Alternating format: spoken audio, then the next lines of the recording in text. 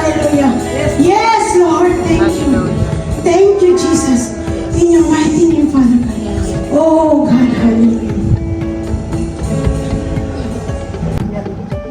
1, 2, 3. Shalom!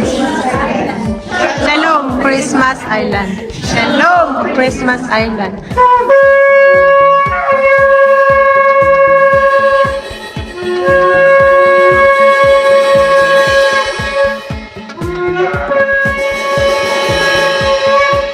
Thank you, Lord. Thank you, Jesus. Thank you, Father God. Lord, we asking you, Lord, to be with this Christmas Island, Lord, to be your God, oh Lord Jesus, to be your Father of this island, oh Lord Jesus, and also, Lord, we speak, Lord, for the This to your kingdom and glory, Father God.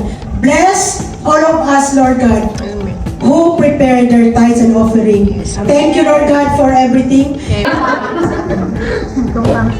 Hello everyone, good morning. My name is Sherry. Ano po ako, Quezon Province. Quezon Province. A blessed morning sa ating lahat. Father, Lord,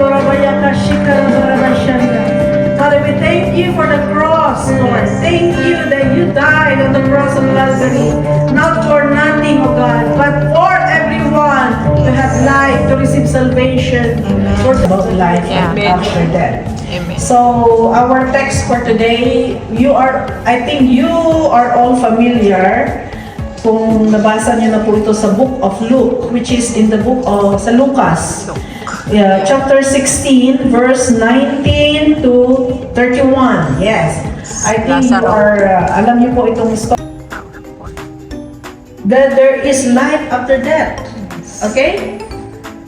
The beggar, Lazarus, who did not believe in God, who did not repented. For those who die, who are the righteous, ano po ang sabi ng Panginoon? Biblical attitudes, the next one. For those who are righteous, this is for those who are wicked. You know where you will go.